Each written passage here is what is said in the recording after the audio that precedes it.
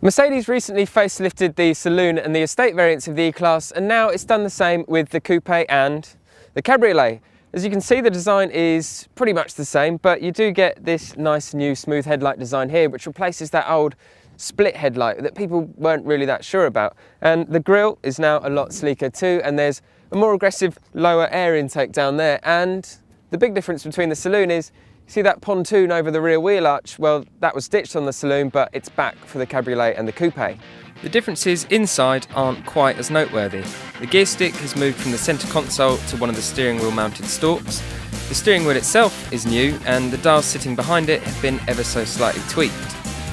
The air cap, which is supposed to reduce the amount of buffeting in the cabin, is back, but now it raises automatically at speeds of more than 25 miles per hour. And it goes down again below 9 miles per hour. In the old E-Class, you had to press a button if you wanted to use it. And you know what, the air cap system does actually work really well. I mean, we've been cruising around today at about 80 miles an hour in some cases, and even then, there's very little buffeting in the cabin, and it kind of just illustrates the fact that the E-Class is a really good cruiser, whether you've got the roof up or the roof down. You still get the agility control suspension as you did in the pre-facelifted car. It's basically just a fancy name for adaptive dampers, and that kind of means that you get a nice balance between a comfortable ride and pretty good handling.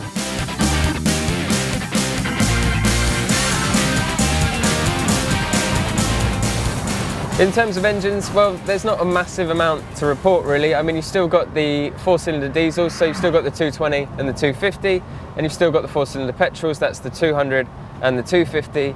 And then the biggest seller is going to be the diesel 350, the V6 350 CDI. The E500, the big V8, which used to be at the top of the range, is now gone. And that's been replaced by this car, which is the E400, which now gets a 3-litre bi-turbo V6 rather than the 4.7-litre V8. And so that means that while it's just about as quick, 0 to 62 in 5.3 seconds, it is quite a lot cleaner and more efficient.